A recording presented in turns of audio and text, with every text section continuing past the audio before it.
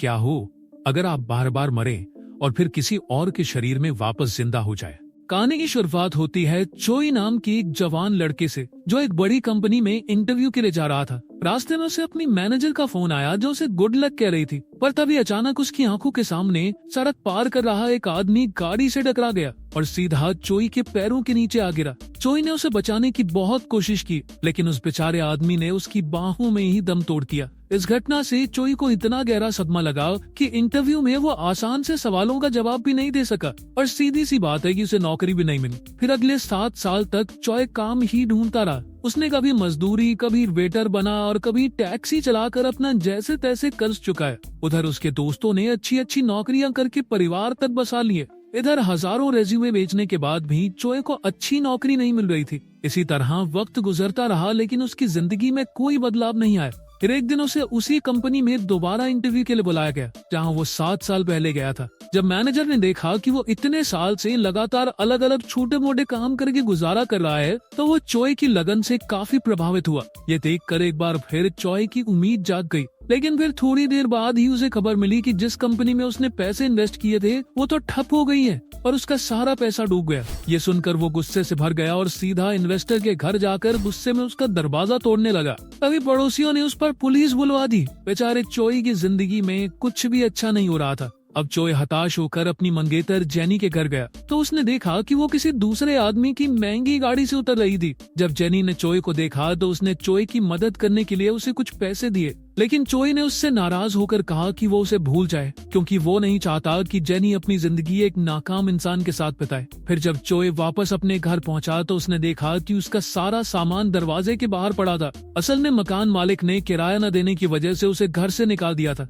फिर अगली सुबह चोई को उसी कंपनी का मैसेज आया कि वो नौकरी के लिए भी सिलेक्ट नहीं हुआ। इस बात से तो चोई बेचारा पागल ही हो गया और उसे समझ नहीं आ रहा था कि अब क्या करे। वो सीधा उस बिल्डिंग की छत पर पहुंचा और सोचने लगा कि जिस दिन से वो आदमी उसके हाथों में मरा है, उसी दिन से उसकी जिंदगी बद से बदतर होती जा रही है। अब चोई के मन में मौत का भी कोई डर नहीं था। उसने एक कदम आगे बढ़ाया और चारों ओर अंधेरा छा गया। होश में आने के बाद चोई ने अपनी आंखों से पट्टी हटाई। उसने देखा कि वो एक एयरप्लेन में बैठा हुआ था। फिर उसने मॉनिटर पर देखा कि ये चेहरा उसका नहीं था, बल्कि वो किसी और के शरीर में आ गया था। तभी एक लड़की उसके सामने आई और उसका आखिरी खत पढ़ने लगी। उसने कहा कि चोई अब मर चुका है, लेकिन उसका ये मानना था कि मर जाने से इंसान के हिस्से का दर्द खत्म नहीं हो जाता। इसके बाद वो चोई को एक ऐसी जगह ले गई जहां वो असल में तकलीफ महसूस कर सके। इस वक्त वो दोनों एक ऊंचे टावर पर थे, जहां नीचे से दर्दनाक चीखने चिल्लाने की आवाजें आ रही थी। उसने बताया कि वो मौत की देवी है और वो चोई को अपनी मौत का फैसला खुद करने के जुर्म में सजा देने आई है। इसके बाद उसने चोई को नीचे फेंक दिया और वो सीधा वहशी जानवरों से भरे एक दलदल में जा गिरा। चोई ने चीखते हुए इन राक्षसों का सामना किया और अचानक से वो वापस एयरप्लेन के कैबिन में पहुंच गया। फिर मौत की देवी हेल ने कहा कि अब सजा के तौर पर उसे 12 लोगों के जिस्म में जाकर 12 बार मरना होगा। अगर वो नर्क से बचना चाहता है तो उसे इन 12 मौकों में से किसी एक में जिंदा बचने की कोशिश करनी होगी। इससे पहले कि चोई कुछ कहता, हेल गायब हो गई। तभी अचानक प्लेन का इंजन बुरी तरह हिलने लगा, तो चोई ने डर के मारे लाइफ जैकेट पहन ली, जबकि फ्लाइट अटेंडेंट ने उसे समझाया कि ये सिर्फ टर्बुलेंस है। खैर जल्द ही सब कुछ ठीक हो गया। चोई प्लेन में घूमा तो उसे इतनी महंगी चीजें देखकर काफी हैरानी हुई। तभी अचानक एक चमकती हुई चीज उसके सामने आई, जो उस शख्स की यादों और काबिलियत से भरी हुई थी, जिसके जिस्म में वो अब जी रहा है। तब चोई को पता चला कि जिस कंपनी में वो इतने सालों से नौकरी करना चाहता था, अब वो उसी कंपनी के मालिक के दूसरे बेटे के शरीर में है। उसने सोचा अब तो वो अपनी जिंदगी इस दौलत के साथ आराम से गुजार सकता है, इसीलिए उसने ऐसे ही जीने का फैसला किया। लेकिन तभी अचानक प्लेन का इंजन फट गया। चोई ने अपनी सीट पर जाकर सीट बेल्ट लगाई, मगर अचानक प्लेन में जबरदस्त धमाका हुआ और चोई आग में झुलसकर मारा गया। इसके बाद जब उसकी आंख खुली तो वो चोई के रूप में एक चमकदार दरवाजे के सामने बैठा था, जो सीधा नर्क की तरफ जाता था। वहीं मौत की देवी हेल एक टेबल पर बैठकर एक बंदूक में गोलियां लोड कर रही थी, जिसकी मदद से वो उसे बार बार मार कर दूसरे जिस्म में बेचती। मगर चोई को इस खेल के रूल्स ही समझ नहीं आ रहे थे। उसने कहा कि अगर वो हर बार भयानक मौत ही मरने वाला है तो वो जिंदा कैसे बचेगा। मगर हेल ने कहा कि ये तुम्हारी सिरदर्दी है, मेरी नहीं। फिर वो चोई को नर्क की सैर पर ले गई, जहाँ चारों ओर धधकती आग जल रही थी और हर तरफ से चीखने चिल्लाने की आवाजें।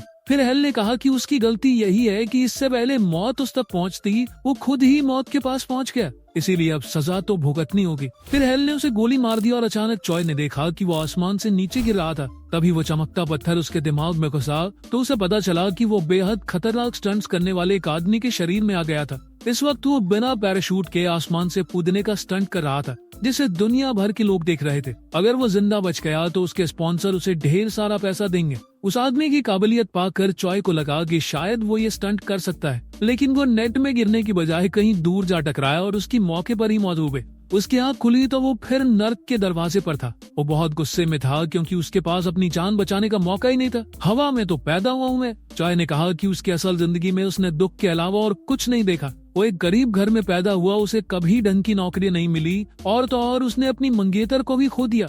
मगर हेल को इससे कोई फर्क नहीं पड़ा और उसने फिर से चॉय पर बंदूक चला दी। इस बार चॉय एक स्कूल के लड़के के शरीर में था। उसने देखा कि एक लड़का उसी स्टंट परफॉर्मर की वीडियो देखकर उसकी मौत पर हंस रहा था। अभी चमकता पत्थर उसके दिमाग में घुसा तो पता चला कि उसके पिता की मौत हो चुकी है और वो अपनी माँ के साथ रहता है। उसकी माँ दिन रात मेहनत करती है, लेकिन उसे स्कूल जाना बिल्कुल पसंद नहीं, क्योंकि कुछ शैतान बच्चे रोज उसे परेशान करते हैं। एक दिन पिटने के बाद वो इतना हताश हो गया कि उसने कुछ गलत कर लिया। अब चॉय उसकी मौत से पहले उसके शरीर में आ गया था। उसने सोचा कि अगर वो इस बार बच गया तो उसे नर्क में नहीं जाना पड़ेगा और वो एक नई जिंदगी की शुरुआत कर सकता है। लेकिन तभी जेम्स नाम के एक लड़के ने उसे फिर परेशान करना शुरू कर दिया। तब चॉय ने गुस्से में कुर्सी उठाकर उसे सबक सिखाना चाहा, पर जेम्स के साथियों ने उस पर हमला कर दिया और कोई उसकी मदद के लिए नहीं आया। बाद में चॉय ने सोचा कि बचने के लिए उसे किसी ताकतवर लड़की का सहारा लेना होगा। खैर, जब वो घर पहुंचा तो गरीबी की हालत देखकर उसे अपनी माँ की याद आ गई। जब वो उस लड़के की माँ के साथ खाना खा रहा था तो वो अपनी माँ की मजबूरियाँ याद करके रोने लगा। फिर शाम को उसे जेम्स का मैसेज आया जो उसे परेशान करके पैसे मांग रहा था। खैर, अगले दिन वो जेम्स के एक साथी से मिला तो उसने बताया कि जेम्स 11वीं क्लास के एक ताकतवर लड़के का दोस्त है और उसके दम पर ही वो सबको परेशान करता है। फिर लंच के दौरान जेम्स ने फिर चॉय को परेशान किया तो चॉय ने सबके सामने उसके सर पर नूडल्स गिरा दी। जेम्स ने गुस्से में अपने साथी को चॉय पर हमला करने को कहा, मगर उसने तो साफ इनकार कर दिया। असल में चॉय ने ही उसे बीच में आने से मना किया था, क्योंकि अब वो सब कुछ खुद करने वाला था। उधर जेम्स 11वीं क्लास के लीडर टॉम से मदद मांगने गया तो टॉम अपनी गैंग के साथ चॉय को सबक सिखाने पहुंचा। लेकिन चॉय को देखते ही वो हैरान रह गया कि क्या जेम्स एक छोटे से लड़के से अकेला नहीं निपट सकता। इस पर जेम्स शर्मिंदा हो गया। जब टॉम ने चॉय पर हमला करने की कोशिश की तो वही जेम्स का साथी चॉय की मदद करने आ गया है। वही मामला खत्म हो गया और फिर चॉय ने ताकतवर बनने के लिए हर रोज कसरत शुरू कर दी। लेकिन जेम्स को उसके दोस्तों ने कुछ ज्यादा ही छेड़ दिया था कि पिद्दू से लड़के से पिट गया तू। और एक शाम उसे अकेला देखकर जेम्स ने एक पत्थर से उस पर हमला किया और उसकी जान ले ली। एक बार फिर चॉय की आंख नर्क के दरवाजे पर खुली और अचानक उसके सर में गोली लगी। इस बार वो फिर एक नए शरीर में पहुंचा जहां वो एक कुर्सी से बंधा हुआ था और उसके सर पर कपड़ा था। उसके आसपास मौजूद गुंडे उस पर अत्याचार करते हुए लड़की और पैसों का ठिकाना पूछ रहे थे। जैसे ही वो चॉय को हथौड़े से मारने वाले थे तो अचानक चमकता पत्थर उसके दिमाग में घुसा। चॉय को पता चला कि इस बार वो एक सीरियल किलर के शरीर में था, जिसे अपने बॉस की गर्लफ्रेंड से प्यार हो गया था। उस लड़की ने भागने में उसकी मदद मांगी तो चॉय ने बॉस के $10 मिलियन चुरा कर लड़की को दिए और उसे एक सुरक्षित जगह पर छुपा दिया। लेकिन जल्द ही बॉस ने उसे तर दबोचा। खैर, चॉय ने जोर लगाकर खुद को आजाद किया और फिर बत्तियां बुझाकर सभी गुंडों की छुट्टी कर दी। फिर चॉय ने बॉस का चुराया हुआ पैसा ढूंढने का फैसला किया, जिससे वो एक नई जिंदगी की शुरुआत कर सके। उसने दरवाजा खोला तो वो एक चलते ट्रक के अंदर था। अब वो एक मोटरसाइकिल लेकर भाग निकला और कई गुंडों का झुंड उसके पीछे पड़ गया। उन्होंने एक पुल पर उसे घेर लिया, मगर चॉय बड़ी चालाकी से उनके चंगुल से भाग निकला। मगर फिर भी कुछ गुंडे उसके पीछे आ गए तो वो सीधा एक बिल्डिंग की छत पर पहुंचा और वहां से एक पूल में जा कूदा। बॉस ने उसे तुरंत पकड़ने का हुक्म दिया। इधर चॉय भागकर समुद्र किनारे पहुंचा तो बॉस की गर्लफ्रेंड ने आकर उसे गले लगा लिया। जब चॉय ने उसे बताया कि सारे पैसे गुब्बारों वाली बोट पर हैं, तो अचानक लड़की ने उसे गोली मार दी। एक बार फिर से चॉय नर्क की चौखट पर गिरा हुआ था और हेल उस पर हंस रही थी। लेकिन चॉय भी इतना बेवकूफ नहीं था। असल में उसने लड़की को पैसों का असली पता बताया ही नहीं था और अब वो अगली जिंदगी में पैसे ढूंढेगा। इसके बाद वो एक जेल के कैदी के शरीर में आया, जहां उसके साथियों ने उसे संभल कर रहने को कहा, क्योंकि एक सरफिरा हत्यारा उसके रिहा होने के 4 दिन पहले ही उसे मार डालेगा। तभी वो सिरफिरा कमरे में आया तो चॉय ने देखा कि ये तो जेम्स था, वही लड़का जो उसे क्लास में परेशान करता था। उसे देखते ही चॉय गुस्से से आग बबूला हो गया और उसने जेम्स पर हमला कर दिया। खैर उसके साथियों ने उसे रोका, तभी चमकता पत्थर उसके दिमाग में घुसा। चॉय को पता चला कि इस वक्त वो ऐसे लड़के के शरीर में था जो MMA फाइटर बनने के सपने देखा करता था, मगर उसकी माँ के सर पर बहुत ज्यादा कर्ज था, जिसे चुकाने के लिए वो किसी अमीरजादे का जुर्म अपने सर पर लेने को तैयार हो गया। उस वक्त उसकी उम्र 18 साल से कम थी, इसीलिए उसे सिर्फ 2 साल की सजा हुई। इसके बाद जब असली गुनहगार का वकील उससे मिलने आया तो उसने पूरी दुनिया को सच बताने की धमकी दी। इस तरह उसने अपना मुंह बंद रखने के लिए कुछ और पैसे मांगे। इधर जेल में अब चॉय ने जेम्स से कहा कि वो उसकी असलियत अब सबके सामने लाकर रहेगा, क्योंकि चॉय जानता था कि जेम्स कोई सिरफिरा नहीं बल्कि बच्चों को मारने वाला एक बुज़दिल है। फिर एक दिन वर्कशॉप में काम करते हुए एक हादसा हो गया, जिसके बाद गार्ड्स जख्मी कैदी को उठा ले गए। इधर कुछ गुंडों ने चॉय को घेर लिया और अचानक उस पर जानलेवा हमला कर दिया, मगर चॉय भी इस वक्त एक MMA फाइटर के शरीर में था और उसने एक एक गुंडे को अच्छा सबक सिखाया। फिर रात को वो जेम्स के पास पहुंचा और उसे सजा देने के लिए उसने मरे हुए लोगों की आत्मा अपने शरीर में लाने का नाटक किया। अब जेम्स ने स्कूल में जिस लड़की की हत्या की थी वो चॉय के शरीर में उसके सामने खड़ा था। उसने कहा कि वो जेम्स का पीछा कभी नहीं छोड़ेगा।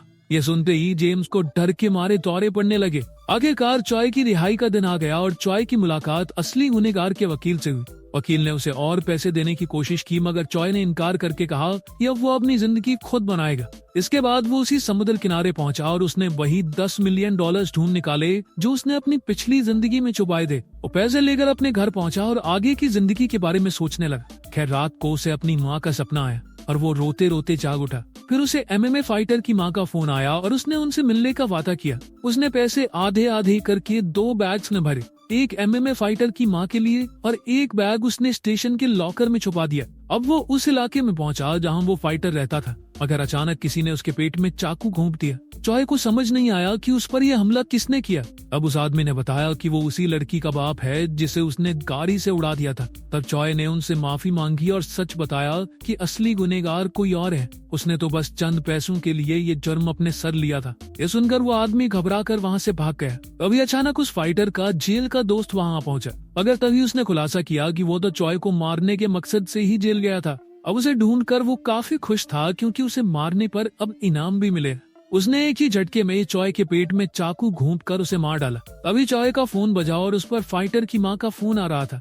अब एक बार फिर वो हेल के सामने आ गया, मगर वो अपनी माँ को याद करके रोने लगा। हेल ने कहा कि वो इस बार भी नाकामयाब रहा, मगर चॉय ने कहा कि वो अगले शरीर में जाना चाहता है। हेल ने उस पर बंदूक चला दी और अब वो एक जवान लड़के के शरीर में था। वो ट्रेन स्टेशन से थोड़ी ही दूर था और दौड़कर स्टोरेज रूम में गया और तुरंत पैसों का बैग निकाल लिया। तभी अचानक उसकी नजर एक पोस्टर पर पड़ी और चमकता पत्थर उसकी बुद्धि में घुस गया। उसे समझ आया कि अब वो एक मॉडल के शरीर में आ गया था। खैर फिर चॉय घर पहुंचा तो वहाँ की शानो शौकत देखकर हैरान रह गया। तब उसके दोस्त का फोन आया जो उसे पार्टी के लिए बुला रहा था। पार्टी में जाकर चॉय को एहसास हुआ कि उसे बहुत जल्दी शराब का नशा हो जाता है। तभी उसी कंपनी का CEO वहाँ आ गया, जिस कंपनी में वो चॉय बनकर इतने सालों से नौकरी पाने की कोशिश कर रहा था। चॉय ने उनसे बातचीत करने की कोशिश की, मगर जल्द ही वो नशे से बेहोश हो गया। अगली सुबह उसके बड़े भाई ने उसे उठाया तो उसकी आंख खुली। तब पता चला कि वो दोनों मिलकर एक कैफे चलाते हैं और आज उसके भाई के जाने के बाद उसे ही सारा काम संभालना था। आज वो वेटर का काम कर रहा था कि उसी वक्त जेनी उस कैफे में है।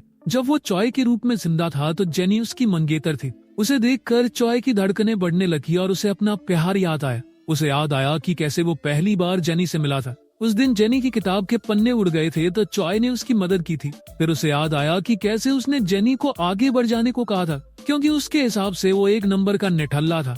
जब चॉय के भाई ने देखा कि चॉय जेनी को देखकर घबरा गया था तो उसने चॉय को बताया कि जेनी एक मशहूर राइटर है। चॉय ने तुरंत गूगल पर देखा कि जेनी के नॉवल को हाल ही में पुरस्कार मिला था। ये नॉवल उसके एक प्रेमी की कहानी के ऊपर था। चॉय ने तुरंत वो किताब ढूंढकर पढ़ी तो उसे समझ आया कि जेनी ने ये किताब चॉय और उसके साथ बिताए हसीन पलों के बारे में लिखी थी। चॉय ने उसे कहा कि वो उसे मरते दम तक प्यार करेगा और कभी छोड़कर नहीं जाएगा।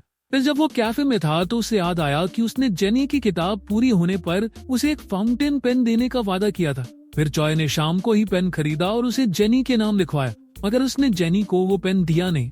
इसके बाद चॉय ने उसी आदमी को देखा जो उस दिन जेनी को घर छोड़ने आया था। वो अपने परिवार के साथ था और उसने जेनी को अपनी बहन बताया। ये सुनकर चॉय को एहसास हुआ कि उससे कितनी बड़ी गलती हो गई थी। फिर अगले दिन चॉय जेनी के लिए खास चाय लेकर उससे मिलने गया।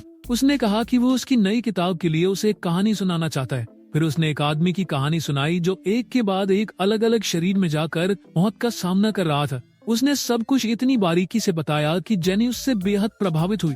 जेनी ने उससे इस शख्स का नाम पूछा, मगर चॉय ने बात बदलते हुए उससे उसका ऑटोग्राफ मांगा। तभी उसने देखा कि जेनी वही फाउंटेन पेन इस्तेमाल कर रही थी। असल में ये पेन उसे चॉय की माँ ने दिया था। उस दिन के बाद चॉय जेनी से हर रोज मिलने लगा और उसे हीरो के हर दिन की कहानी सुनाने लगा। जेनी ये देखकर हैरान थी कि ये सब कुछ एकदम असली लग रहा था। फिर एक दिन बारिश हो रही थी तो चॉय ने जेनी को एक लाल छाता तोहफे में दिया। इसके बाद वो कैफे में लौटा तो एक वेट्रेस से कांच का ग्लास टूट गया। तब चॉय ने कांच साफ करने में उसकी मदद की तो उसके हाथ में चोट लग गई। तभी अचानक दूर से पुलिस सायरन्स की आवाज सुनाई दी और रेस्टोरेंट में मौजूद लोग बाहर हुए हादसे की बात करने लगे। चॉय उसी पल बाहर दौड़ा और वहाँ लाल छाता टूटा देखकर उसका दिल टूट गया। उसे लगा कि हादसे में जेनी को कुछ हो गया, मगर जेनी तो सही सलामत उस पार खड़ी थी। चॉय की हालत देखकर वो उसके पास आई और उसके हाथ पर मरहम पट्टी की। उसे एहसास हुआ कि चॉय को लगा कि उसका कोई करीबी हादसे में चला गया। जेनी ये सब समझ सकती थी क्योंकि चॉय की मौत के बाद उसका भी यही हाल हुआ था।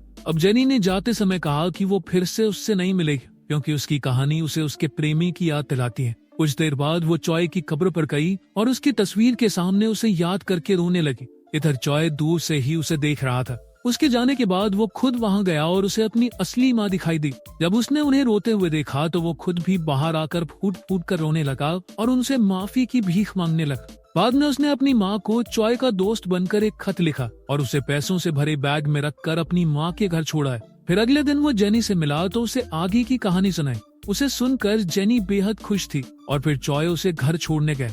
रास्ते में जेनी ने कहा कि वो दुआ करेगी कि हीरो की कहानी का अंत अच्छा हो। तब उसे याद आया कि जब चॉय वेटर हुआ करता था तो जेनी ने उसे अपने दोस्तों से मिलवाया था। उसे फर्क नहीं पड़ता था कि चॉय एक वेटर है क्योंकि उसकी नजरों में चॉय की मेहनत सबसे बढ़कर थी। लेकिन चॉय तो यही सोचता रहा कि जेनी उसकी मौत से उभर जाएगी। खैर अब चॉय को अपनी गलती का एहसास हुआ और उसने जेनी से तहे दिल से जाकर माफी मांगी। उसने कहा कि उसने हमेशा जेनी से ही प्यार किया है। फिर उसने जेनी को सब कुछ सच बता दिया कि वही असली चॉय है और उसके साथ जो कुछ भी हुआ वो एक कहानी नहीं बल्कि सच है। उसने वादा किया कि अब वो जेनी को छोड़कर कहीं नहीं जाने वाला। लेकिन तभी अचानक एक गाड़ी उसके सामने आ खड़ी हुई। उसमें उसी कंपनी का मालिक था जिसमें चॉय ने इंटरव्यू दिया था और तब चॉय को एहसास हुआ कि जितनी बार भी वो अलग अलग शरीर में आया वो इस आदमी से किसी न किसी रूप में जरूर मिलता है। जब एयरप्लेन हादसा हुआ तो शायद उसमें इस आदमी का हाथ था। इस बार उसने जेनी पर गाड़ी चढ़ा दी और फिर चॉय को भी बेरहमी से मार डाला।